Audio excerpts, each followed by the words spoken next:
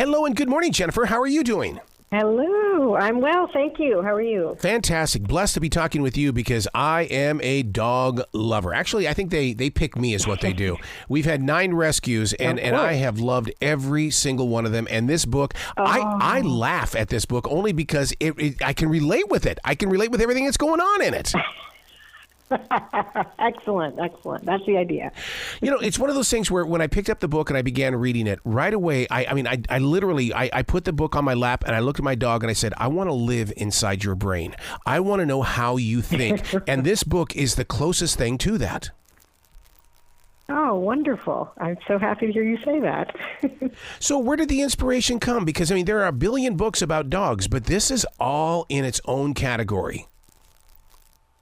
Yeah. Well, you know, when I first started thinking about doing a book on dogs, I was worried that there are so many books on dogs, but it just kind of came together as a good mix of, you know, experts and science, but also great field work and on the ground experiences and personal stories of my own and stories of, you know, people who have had great experiences with dogs. It really just kind of became this mix mash of stuff that I think really somehow works together. I got to let you know how I think. I believe we're either becoming dogs or dogs become humans. I truly believe that there is a transition, and that is our connection between the dogs and the human beings. You know, we have co-evolved for an awfully long time, you know, thousands and thousands of years, and we have absolutely impacted one another. I mean, they see it in the genetics, they see it physiologically. The puppy dog face that I talk about in the book is, you know, a musculature that has changed during the course of domestication. So, you know, our love of dogs and the things that we love about them have been enhanced, of course, because we selectively breed for those things, and the back and forth is remarkable. And so I wouldn't be surprised if we are kind of melding into one creature somehow. I would love to see the research on people who pick up this book and look at the cover itself. I know we're not supposed to judge a book by its cover, but I believe that every person who picks up this book will see their own dog on this cover. Yeah, that was part of the idea, was to really bring a lot of different faces and just to be something where people look at it and say, oh, that's the one I would want. Exactly. Or that reminds me of the dog I had as a child, you know. And it really, every time I look at the cover, it makes me smile as well. So. Yeah, it does. Yeah, because my Jazzy's on the back. I mean, it's her right there, this little pointer in the back. It's like, yeah. So and I think that's my closeness to this book is I say, yo, she wrote about my baby. Oh, nice. I did. I had you in mind. Gauging a dog's intelligence, I mean, that requires awareness, doesn't it? I mean, you've got to be in touch with the emotions and the connections that the dog has, even with its nose on the ground. Yeah, and that's part of what I think we forget to do. We're kind of in a hurry with our dog walks often, and we're sort of rushing along. But the fact is, the dog, to experience the world and to be as intelligent as it can be, it needs time and opportunity to just be aware of its environment in a way that makes sense for a dog, you know, not necessarily the way we would do it. Yeah. And so, I think we have to to try to see it through their eyes, through their nose, and give them opportunities to be dogs and to just do all the things that they do remarkably well. I've always thought dogs are historians because they can smell things that we can't, that have been on that section of the lawn 50 billion years. They can smell it still. They can smell. So I spent some time with folks at Auburn University who are studying, you know, just how good is the nose. And they said that the machines that they're using probably aren't sensitive enough to tell, you know, just how sensitive a dog's nose is. Wow. So they can say with certainty that a dog can smell something with a concentration in the trillionths and possibly the quadrillionths, which is a number I can't wrap my head around those numbers, what they even mean. But the fact that a dog can detect something that is there's that little of it is just incredible. How is that possible? It's just amazing. Yeah. I can't imagine what a dog goes through when it's dropped off at the Humane Society. I just know that what this little girl was in, and I had to sit down and really kind of learn her lifestyle. And that's what I love about this book, is that for those that are adopting dogs, please pick up this book because it will teach you things about your new creation in your life that you need to understand. Yeah, yeah. It's, as you say, I mean, a humane society situation, I mean, they're wonderful places for the fact that they take in these dogs and they help hopefully get them into homes, but very stressful environment.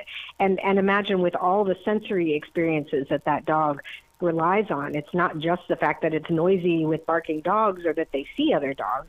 It's all of that smell and the stress hormones, and just so much is going on that we almost can't really experience what they're experiencing. We can only sort of guess at what that's like, and it must be really, really, really scary for them. Is it wrong to treat our dogs like children? Only because my dog loves going to the bank because they give her treats. There's nothing wrong with that. I'm not one to shun anybody for how they treat their animals. I mean, the nicer we treat animals, the better, as far as I'm concerned. But I think it's important to be aware that they're not, they're not like children in some ways. They're not exactly the same. And so treating a dog like a child in all circumstances isn't always going to pan out. But they certainly learn very much like children, and they're scared of the same kinds of things that children are, and they're curious like children, and so in many ways they really are sort of our kids in more ways than one. Yeah, because you put focus on instinct and intelligence. I love that chapter only because it really does open up my eyes and heart to find out, what are you thinking right now? Yeah. Yeah. And the fact that, we used to, not we in this groom, but people used to really think of all animals as just instinct machines, that they didn't really have the capability of thinking and problem solving and choosing. And so we really, there's so much more going on, and we're aware of that now, and that gives us so many opportunities for scientific study and to enhance our relationships with them. You put a lot of focus on Border Collies and German Shepherds being smart dogs. I still believe it's the mixed breeds that really have that smart sense about them. Yeah, and that kind of makes sense because they're going to get a little bit of everything. Yeah. And so they may be, and they're probably a little bit less intense and a little bit less stressed. Some of those purebreds can probably lose out on some of their capabilities just because of all that intensity that's in their heads. But any dog has the potential, I think, like a person. There isn't like a breed that is so all in smart. And there isn't one that's all dumb. And I don't know if dumb is even really a fair word to use with dogs because they're smart in different ways. And I think we have to remember that. Oh my God, just looking into their eyes and just studying their behavior. I just love that kind of thing. What it does is it grounds me. It puts me in the moment of right now. Yeah. Yeah.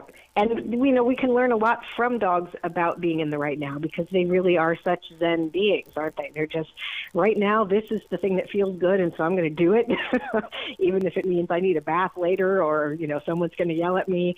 They're just kind of being and doing, and it's a really heartwarming sort of thing to observe. So I enjoy them fully. When a dog is part of a household, don't they also become the leader in the way of teaching the other animals in the house as to what to be aware of? Because my blue crown conure, he's a great watchdog bird is what it is. And it's only because Jazzy is very good at what's going on the outside as well. Yeah, I think they really do. And it does seem that when there's a mix of animals in a house, the dog is really so sensitive to so much. Not just olfaction, obviously, but who's at the door and who's down the street a ways, and learning the commands and stuff. Some of them really do kind of teach other animals, in a sense, what to do and not do. Lots of cases of a dog becoming kind of a seeing eye dog for another animal, or helping another animal in some way. They're very special, and they deserve all of our love for sure. They're saying that AI technology will change the human being. Well, if that's true, how is that going to change the relationship with the dog? Oh, that's a sad thing to think about. I hope that this can withstand. I mean, it has stood up to tens of thousands of years so far, but it is a time like no other, and it will be interesting to see. Hopefully, we can take advantage of some of these technologies and use them for good, and even better understand our animals. Learn a little bit more about them even.